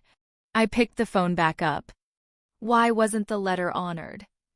That, Claire said, is what Hargrove has spent 14 months establishing. The letter was witnessed but not formally incorporated into the will, which left it in a legal gray area. Your father and your uncle, as co-executors, had discretion in interpreting supplementary documents. They chose not to incorporate it. They chose, I said. That's the allegation, she said. Hargrove has the letter. He has the witness statements. He has the probate records. And he has, apparently, a note in your grandfather's own hand attached to the letter that reads, I'm reading this directly, Wade knows what this means. Make sure the girl gets hers. I didn't say anything for a long time. Wren had abandoned the cardboard rectangle and was now lying on her stomach on the rug, the chapter book open again, entirely absorbed, her feet in their wool socks crossed at the ankle above her. Make sure the girl gets hers. What's the number? I said finally. What would my share have been if the letter had been honored in 2005? The investment account alone was $340,000 at death, Claire said. Your third would have been $113,000 plus appreciation over 20 years at a conservative rate. The Tacoma property sold for $2.3 million in 2011, so your third of the sale proceeds would have been $766,000. We're looking at approximately $900,000 in original value, not counting 2 decades of what you could have done with it if you'd had it at 19. The silence stretched. I thought about a second-hand desk with a matchbook under the left rear leg. I thought about 14 months of legal pads in a manila folder. I thought about a first client in Stockton and a baby in a carrier and an operations director who hadn't commented on either. I thought about what $900,000 would have looked like to a 22-year-old woman who'd been building something on dinner and equity and the specific belief that the problem was real and the solution was worth finding. I thought about what it would have changed and what it wouldn't have. Send me everything Hargrove sent you, I said. And find out when he can meet. In person. I want to see the original letter. I'll reach out today, Claire said. Presley, how do you want to handle your father? Does he know you've spoken to me? He knows I got Hargrove's email, I said. He told me not to do anything with it until we could talk in person. He said there are things I don't know. There were, Claire said. Now you know them. I ended the call. I sat for a moment with the phone in my hand, looking at the middle distance. Then I opened the bottom left drawer of the desk, reached in past the hanging files to the back, and pulled out the manila folder. I set it on the desk under the lamp and opened it. The transfer records. The service invoices. The Meridian West contract with Delilah's signature and my marginal note. The preliminary valuation summary from the acquisition firm, $41 million in writing, a number I'd declined to be acquired at because I knew the company was worth more and I wasn't finished building it. I turned to the valuation page. I smoothed it flat against the desk. Then I reached into the folder one more time, behind the valuation page, where I'd filed something I hadn't looked at in 18 months, and drew out the Series C term sheet. The number on the cover page was $68 million. My name was at the top as controlling shareholder. My ownership percentage was annotated in Claire's handwriting in the margin, 61% post-dilution, your stake $41.48 at this valuation. I laid the term sheet beside the valuation summary. 2 documents, face up, in the lamp's circle of light. My grandfather had called it starting capital. He'd meant it for me. My father had redirected it, in the quiet discretion of an executor who understood what the letter said and had decided the family, as he defined it, was better served by a different distribution. And in the 20 years since, I had built what I would have built with that capital and more. Not because of what he'd done, not in spite of it, but simply because the problem was real and I was the one who could see it, and that had been enough. The knowing of what I was going to do next settled into me the way it always settled. Not dramatically, not all at once, but in the way of something that has been becoming true for a while and has finally finished becoming. I put both documents back in the folder. I put the folder back in the drawer. Then I picked up my phone and sent my father a text. I'd like you and Mom to come to Sacramento. Not Calistoga. Here. January 2nd. There are things I need to show you. His reply came in 4 minutes. What things? I typed, bring Delilah if she wants to come. He replied, Presley, what is this about? I set the phone down and didn't answer. Hargrove met me and Claire at Claire's office on the morning of the 28th, 3 days after Christmas. The office was on the 4th floor of a building on L Street, with windows that faced west and caught the morning light at an angle that made everything in the room look like it was being examined carefully. Hargrove was a tall man in his 60s with close-cropped gray hair and the careful economy of movement of someone who had learned not to waste anything. Words, gestures, the space a document took up on a conference table. He wore a dark jacket and no tie and had the specific quality of competence that doesn't require announcement. He brought a leather portfolio. He set it on the table between us, unclipped the closure, and let the silence in the room do what silence does when everyone present understands the shape of what's coming.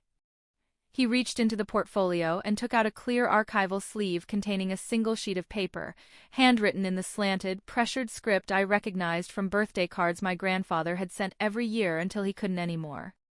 He laid it on the table between us without speaking, the way you lay down something you know doesn't need introduction. I looked at it through the sleeve without touching it. The handwriting was exact. Deliberate. My grandfather had been a man who believed that how you wrote something was part of what you were saying, and every letter was fully formed, every line level. The date in the upper right corner, October 14, 2004. His name at the bottom, signed the way he always signed, Gerald H. Cade, the H given its full weight, as if the initial alone weren't sufficient. Below the signature, 2 witness names I didn't recognize, with addresses in Tacoma, Washington. And there, in the body of the letter, 3rd paragraph, 2nd sentence, my name. Presley and Cade. In a sentence that read, "It is my intention that Presley and Cade receive an equal share of the Tacoma property and the investment account designated herein, as starting capital for whatever she decides to build." Whatever she decides to build. I looked at those words for a long time. Claire was saying something to Hargrove about the witness affidavits and the probate record discrepancy, and Hargrove was answering in the measured cadence of someone who is prepared for every question and is neither hurrying toward the answer nor retreating from it. I heard the conversation happening. I was not fully in it yet. I reached into my bag, the leather bag I'd carried since the series closed, not because it was expensive but because it had enough compartments for the documents I routinely needed to have accessible, and took out the folder I'd brought from home. I laid it on the table beside the archival sleeve. I opened it and removed the accountant's summary. 4 years of financial support directed to my family, itemized by quarter, with dates and amounts and the names of the accounts they'd moved through. I unfolded it slowly and laid it flat on the table beside my grandfather's letter. "I want this on the record," I said to Claire. "The full amount of what I've directed to my family over 4 years. When we go to my father about the estate matter, I want him to see both documents together." Claire looked at the accountant's summary for a moment. "That's a significant number," she said. "I know what it is," I said. Hargrove glanced at the summary without comment. He was not surprised by significant numbers. That was also something I valued. "There's one more thing," Hargrove said. He reached back into the portfolio. He took out a second archival sleeve, smaller, containing what appeared to be a note card rather than a full sheet. He laid it on the table beside the letter, precisely aligned, the way someone places a thing they've been carrying for a long time and is relieved to set down. The note card was in my grandfather's hand as well. The same slanted, pressured script. 4 words and a name. Wade knows what this means. Below it, in smaller letters, the ink slightly darker as if he'd pressed harder for this part. "Make sure the girl gets hers." I looked at it for a long time without speaking. Then I looked up at Hargrove. "My father has known about this letter since 2004, I said. "Since before the estate was settled," Hargrove said. "Yes. That's what the evidence supports." I thought about my father's voice on the phone on Christmas night when I'd told him about Hargrove's email. The way the silence had gone absolute. Not the silence of surprise, which has air in it, but the silence of a man who has just heard the specific sound he's been waiting 20 years not to hear. The way he'd said, "Where did you get that name?" before he'd said anything else. The way he'd asked me not to do anything with the email until they could talk. He hadn't been surprised. He'd been calculating. "What is it you want?" he said. His voice was very controlled. The voice I'd heard at dinner, stripped now of the paternal heat, down to the structure underneath. "I want you to understand what you looked at across that dinner table on Christmas Eve," I said.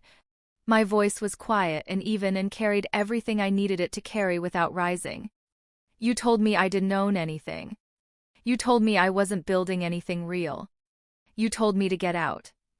The third placement of the exit statement landed exactly where I needed it. Not louder than the first 2, not dramatized, simply present. A fact. His own words returned to him whole for the third and final time, not as a weapon but as a record. A fixed point.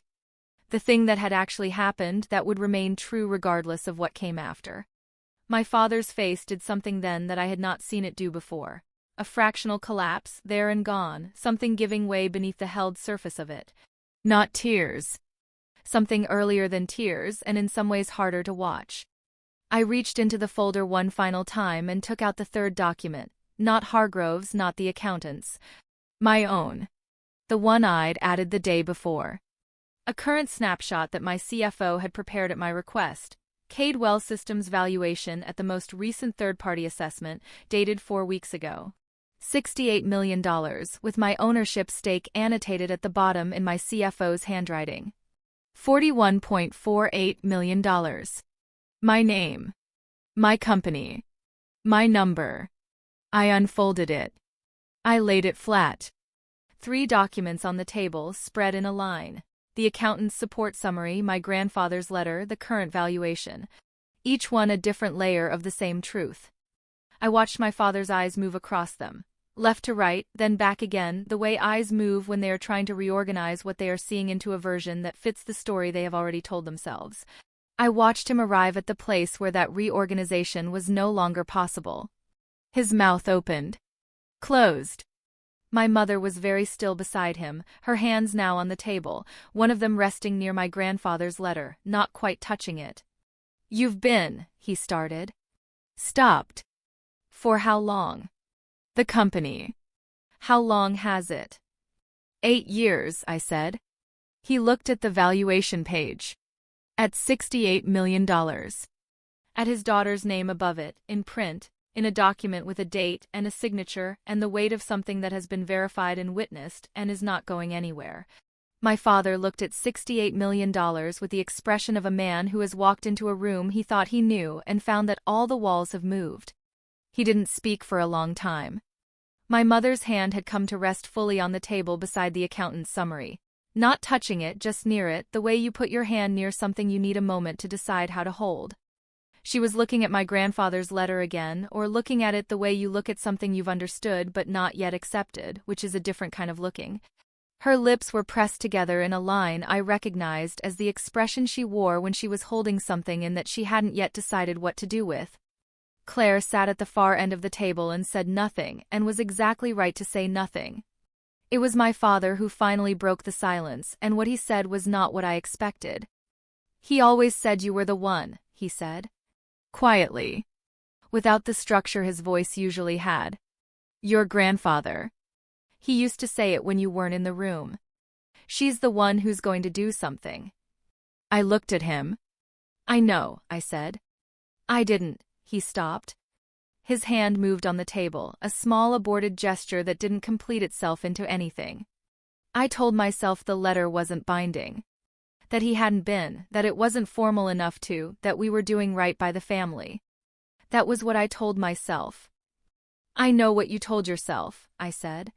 He looked up.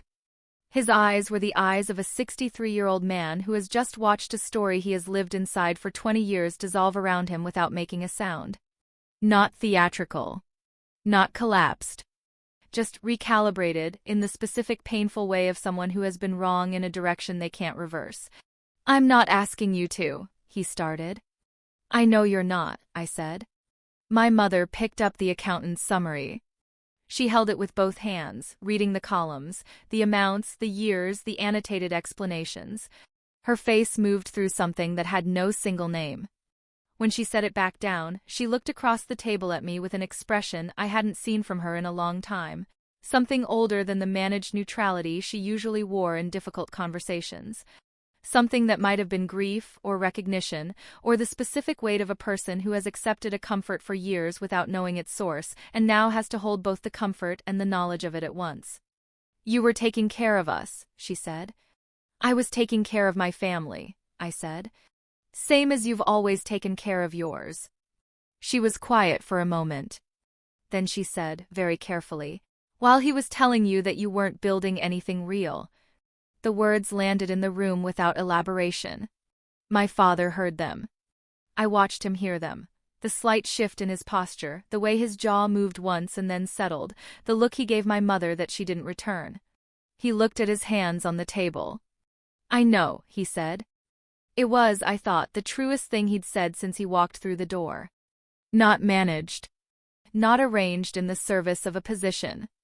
Just a man arriving, belatedly and with the specific difficulty that belated arrivals always carry, at an acknowledgement he should have made from a different direction a long time ago. Claire left at 4 o'clock, shaking hands with my parents with the professional warmth of someone who has witnessed a great deal and judges none of it. She squeezed my arm in the entryway and said she'd have a full briefing document on the Hargrove matter to me by Friday. I said thank you. She said, "You've already done the hard part." I said I wasn't entirely sure that was true. She smiled in the way of someone who knows exactly how much hard there is but isn't going to catalog it right now, and she left. My parents stayed another hour. We sat in the living room, not at the table, away from the documents, and my mother asked about Wren's school and I told her about the Falcon project and the graph paper spreadsheet and the whisking, and my mother laughed in the real way she laughed when she wasn't performing a reaction, and for 20 minutes we were something that resembled what we might have been if the dinner on Christmas Eve had gone differently. My father said very little. He held his water glass and looked at the room around him. At the books on the shelves, the framed photographs, the evidence of a life built with a particular kind of precision that he was now understanding he had entirely misjudged. He looked at the photograph of Wren at Tahoe, the one with the heron above the frame, and he looked at it for a long time without saying what he was thinking. Once he looked at me with an expression I couldn't fully classify. Something in the territory between regret and something harder to name, the residue of a man recalibrating himself in real time, which is not a comfortable process from the inside or the outside. Before they left, he stopped in the entryway. "The Hargrove matter," he said. "Whatever is owed, whatever the legal resolution is. I won't contest it." I looked at him. "Harlan might," he said. "I can't speak for Harlan. But I won't." "I'll let Claire know," I said.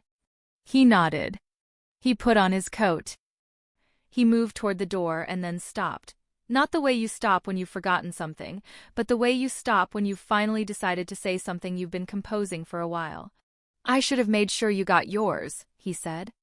"When your grandfather asked me to. I should have done that." He said it quietly, without the structure he usually gave his words. Not managed. Not arranged. Just said. I stood in my entryway and looked at my father and let the sentence land where it landed. "Yes," I said. "You should have." He nodded once. He went out the door. My mother hugged me in the doorway. A long-held hug, the kind she'd given me when I was small and had fallen and she hadn't yet assessed the damage. I felt her exhale against my shoulder, slow and complete. Then she followed him out. I stood at the door for a moment after it closed. The hallway was quiet. The building had the specific hush of a holiday week, when most people are somewhere else and the ordinary sounds of occupancy have gone thin. I went back inside and sat on the couch and called Wren. "Can you come home?" I said when she picked up. "Is everything okay?" She said. "Yes," I said. "I just want you here." She arrived 20 minutes later, wind-flushed and carrying a paper bag from the corner bakery that her friend's mother had sent because, Wren explained, Mrs. Okafor believed that difficult days required appropriate pastry. I did not correct the premise. I accepted the bag and found 2 almond croissants inside, and we sat on the couch with the croissants and the chapter book, and I read aloud while she ate, and the afternoon came down outside the windows. The Sacramento January light going from gold to copper to the particular gray-blue of a winter evening that is mild enough to leave the windows slightly open. She fell asleep with her head on my knee at around 6. I sat with my hand on her shoulder and thought about the Tacoma property, which I would never walk through, and the $340,000, which I had never had at 19 and which I had built into something else without it. I thought about my grandfather at his kitchen table with a cup of weak coffee, running his finger along the columns, saying, "See, this is what the thing is actually worth." I thought about 4 legal pads in a manila folder in a wobbling desk drawer in the Mission. I thought about Tomas saying, "This is a real thing." I thought about an operations director in Stockton who hadn't commented on the baby in the carrier because the problem was real and the solution was worth having, and those were the only facts that mattered. I thought about my father's face at the table when he looked at $68 million. The fractional collapse. The held accounting of a man arriving somewhere he couldn't reverse. I did not feel triumphant. I felt, if anything, the particular tiredness that comes after years of carrying something heavy have ended, and your body hasn't caught up with the fact that you can put it down now. The weight was still there in the shape of the absence of it. I supposed it would be for a while. The Hargrove matter resolved over the following 6 weeks. My Uncle Harlan retained his own attorney and made the expected arguments. The letter was informal, the decedent's state of mind was unclear, the statute of limitations had questions around it. Claire and Hargrove had anticipated every one of these. The witnesses in Tacoma were both still alive. A woman named Patricia Osei, who had been my grandfather's neighbor, and a man named Douglas Yee, who had been his accountant for 11 years, and both gave affidavits that were specific, consistent, and not amenable to the kind of doubt Harlan's attorney was trying to manufacture. The note card, "Make sure the girl gets hers," was authenticated by a document examiner whose methodology Claire had already researched and whose credentials Harlan's attorney did not challenge, because challenging them would have required a competing expert whose conclusions would have been weaker. My father, true to his word, did not contest. The settlement was reached on a Tuesday in February, in Claire's office on L Street, with the afternoon light coming through the west windows at the same low January angle it had come through on the day I'd shown my father the 3 documents. It was slightly different light, February's, thinner and more provisional, still finding its way back. Hargrove was present. Harlan's attorney was present by phone. My father was not present, which I had known he wouldn't be, and which I thought was probably the most honest thing he could have done. Not the full $900,000, the legal gray area meant compromise, and I had been willing to compromise because the number was never really the point. What I received was $412,000, which I placed that afternoon in an investment account I opened in Wren's name. Her starting capital. Her great-great-grandfather's intention, delayed by 20 years, passing through every detour that time and other people's choices had put in its way, arriving at last in the right place. When I got home that evening, Wren was at the dining table doing homework. Actual homework, a worksheet about ecosystems that she had covered in small careful notes in the margins, the way she always extended the official task into something the worksheet hadn't asked for. She looked up when I came in. "You look like something happened," she said. "Something did," I said. I hung up my coat. I sat down across from her. "Can I tell you about it?" She put her pencil down and gave me her full attention the way she gave everything her full attention, completely, without reservation, with the specific quality of a person for whom paying attention is not an effort but a default. I told her about it. Not all of it, she was 7, and 7 has its own proportions. I told her that her great-great-grandfather, a man named Gerald, had wanted to give her mother something a long time ago. That it was money he'd set aside and called starting capital, which meant money you used to begin building something. That the money had taken a long time to arrive because of some decisions other people made, but that it had arrived now. And that I was putting it somewhere safe for when she needed it, when she was older, when she had something she wanted to build, when she knew what her version of the problem was. She listened to all of this without interrupting, which was unusual for her and meant she was treating it as the serious thing it was. "What did he want you to do with it?" she said when I finished. "He said it was starting capital," I said. "For whatever I decided to build." She looked at me with the expression she wore when she was assessing a structural question, the slight narrowing of her eyes, the stillness of someone running a calculation. "But you already built your thing," she said. "I did," I said. "So it's mine now." "It's yours now," I said. She considered this with the full weight it deserved. Looked at the ecosystem worksheet. Looked at me. Made a decision I could see her making. "I'm going to need to update the spreadsheet," she said. "Which one?" "I'll make a new one," she said, with the confidence of someone who has always known that the right response to new information is a new document. "For the things I might want to build. So I can see the columns." I looked at her across the table, at the careful face of a 7-year-old who had inherited from her great-great-grandfather the understanding that a thing is worth what it's actually worth, not what people say it's worth, and from somewhere else the knowledge of how to look at the columns and trace the line. "That," I said, "sounds exactly right." Delilah called in March. I'd heard from her twice since Christmas, once a brief text in January that said Mom told me some things. I don't know what to say.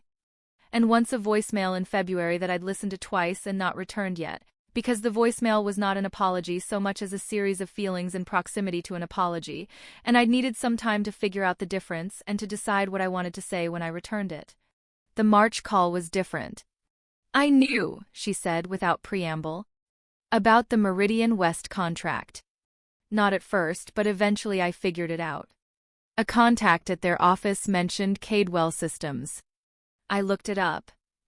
I was at my desk on Q Street, in the converted Victorian, in the office that 41 people worked in every day. It was a Tuesday afternoon, and the building had its working sounds. Voices from down the hall, the coffee grinder in the kitchen, someone's keyboard in a rhythm that suggested they'd found their pace for the afternoon. "When?" I said. "About 8 months ago," she said. I was quiet for a moment. 8 months. She'd had the contract for 6 months before that. She'd known for 8 months. She'd sat across from me at Christmas dinner and said I ran into Joanna Fitch and said we're all just worried and she'd known. "Okay," I said. "I should have said something," she said. "I told myself I was going to, but I didn't know how, and then Christmas happened and then everything else happened and—" She stopped. The sound of her stopping had something real in it, not performed, not arranged toward a particular response. Just someone arriving at the edge of what they can explain and going quiet. "I'm sorry." That's what I wanted to say. "I'm sorry." I looked out the window at Q Street. The February rain had given way to the tentative beginning of something warmer, and the light on the pavement had that particular quality it gets in Sacramento in early spring, provisional and bright, like something trying itself out after a long time being something else. "I know you are," I said. "Are we?" She stopped. Started again. "I don't know what we are right now. I don't know if you want to, if there's a way back to." "We're not fixed," I said. "We're not where we were before, and I don't think we're going back there. But we're not done either." She was quiet for a moment. "Is that enough?" I thought about it honestly, the way the question deserved. "For right now," I said, "yes." She exhaled slowly on her end, the sound of someone setting something down they've been carrying at a tension they couldn't quite sustain. "Okay," she said. "Okay." We talked for a few more minutes about nothing important. The weather, a show she'd been watching, something about the rooftop terrace on her building that had been under repair since November. Small things. The kind of small things that are not small when they're the first ones said after a long quiet. When we ended the call, we didn't make plans, because plans would have been too much too fast, and we both knew it, and neither of us pretended otherwise. That was enough for now. I drove to Big Sur in April with Ren in the passenger seat and the windows down because she'd asked to feel the air change as we moved south. We listened to the second Falcon book, the sequel, in which the falcon grows large enough to fly outside, and the girl has to learn to let it go out of sight and trust it to come back. The drive took a little under 6 hours from Sacramento, down through the valley and then west through the hills and onto the coast highway, where the road narrows and starts its long negotiation with the cliffs and the Pacific appears below you in the sudden, rearranging way it always does. Not gradually, but all at once, as if it had been waiting just behind a curtain and someone finally pulled it aside.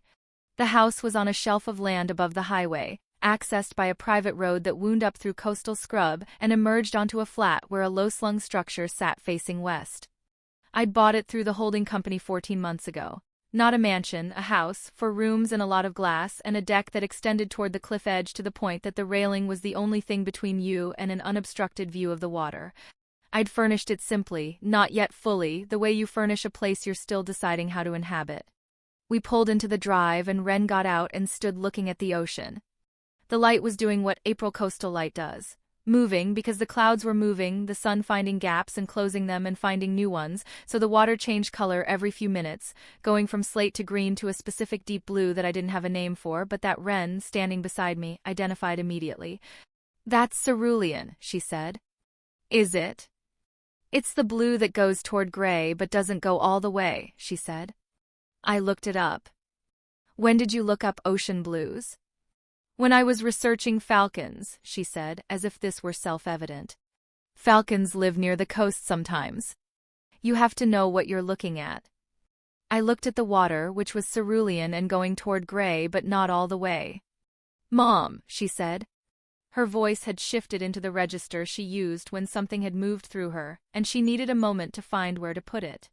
"I know," I said. "Did you build this too?" She said. I stood beside her and looked at the Pacific, which was doing what it always does. Moving, constant, indifferent in the way that only very large things can be indifferent, which is to say completely and without malice. "I bought it," I said. "It was already built." "That's allowed," she said seriously. "You can't build everything yourself." I looked at her. At the side of her face, the particular concentration she brought to horizons. 7 years old, with a spreadsheet for the things she might want to build, and an investment account with starting capital in it, and a theory about falcon wingspans and a vocabulary for ocean blues that she'd acquired in the course of researching something else entirely. "No," I said. "You can't." She reached up and took my hand. We stood there for a while, the two of us, not going inside yet. The water moved. The light moved. A brown pelican, massive, prehistoric-looking, entirely unbothered, came over the cliff edge below us and caught a thermal and rose without effort, banking south, disappearing around the headland. Wren tracked it until it was gone. Then she looked back at the water. "The falcon book ends with her letting it go," she said. "I know," I said. "I was there." "Does she get it back?" "She does," I said. "It comes back when it's ready." Wren thought about this for a moment, her hand warm in mine, the cliff wind pulling her hair sideways. "Because she trained it right," she said. "Not because she held on." I looked at her. "That's right," I said. She nodded, accepting this, and went back to watching the water. The day was completely, unceremoniously ordinary in the way the best days are, unmarked, unannounced, not aware of itself. The kind of day that becomes the one you remember, not because anything extraordinary happened in it, but because you were in it completely, without the weight of what you'd been carrying, and the absence of the weight was the thing. I thought about a porch in Calistoga in the rain. About a door closing behind me. About standing on the top step and letting the rain hit my face and knowing, before I said it out loud, what the answer to Wren's question was going to be. Not their home. Ours. It was ours now in a way that didn't require anyone else's permission or acknowledgement or understanding. It was ours the way the Q Street Victorian was ours, the way the legal pads in the fireproof box were ours, the way $412,000 in a 7-year-old's investment account was ours. Things built and things inherited and things arrived at, all of it adding up to something that couldn't be reorganized into someone else's story about who we were. Wren squeezed my hand. "Can we go in?" She said. "Yeah," I said. "Let's go in."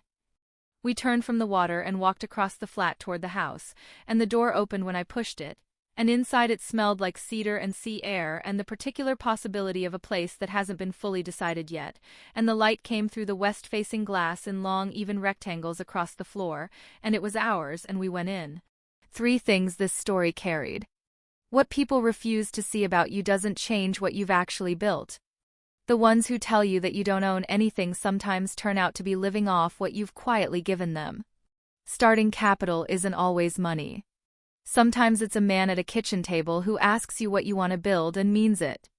This story is a work of fiction, inspired by real emotional truths many families carry. If any part of this reminded you of your own family, the table you were asked to leave, the work that went unseen, the person who believed in you before you had anything to show, tell me where you're watching from. And subscribe for the next one.